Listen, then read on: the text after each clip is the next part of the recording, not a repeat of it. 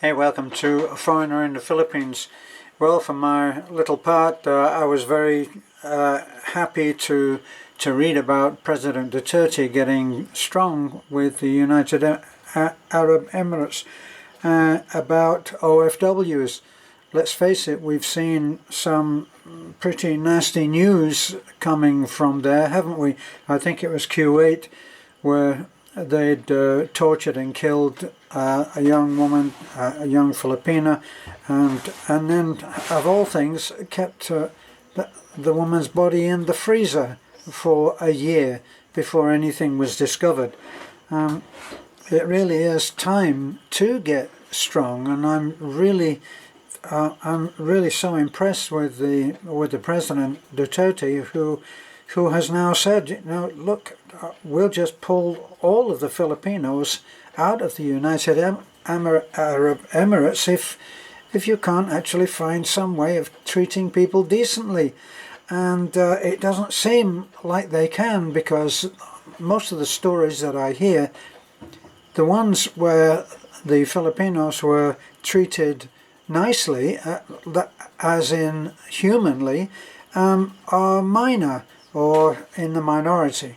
So I really hope that this means a change of heart just generally by the Philippine government in an attempt, in a final solution on making sure that Filipinos who are OFWs are treated with decency and respect.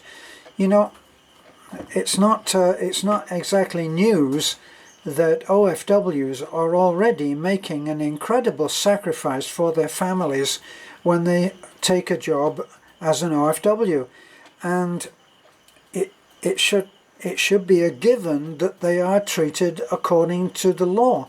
And the normal thing, apparently, for when an OFW arrives at the place of work abroad is that their passport is taken from them.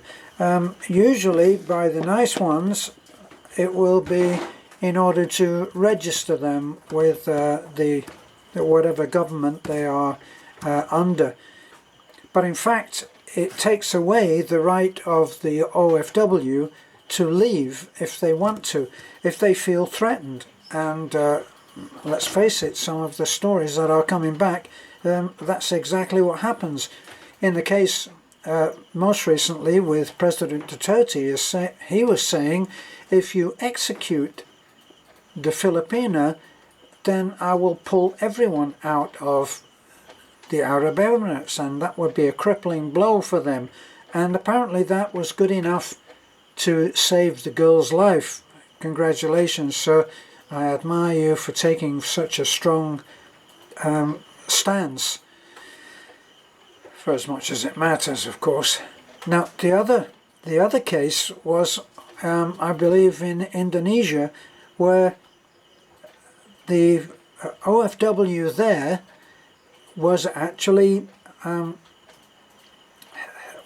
convicted for defending herself when she was being raped by her employer, and the government killed her. They executed her. They beheaded her. And then it was then that her government were notified when it was all over. It really can't go on, and only by taking a strong stance will it be stopped. Okay, well, that's my little vent on that. I admire anyone who goes abroad and takes a job.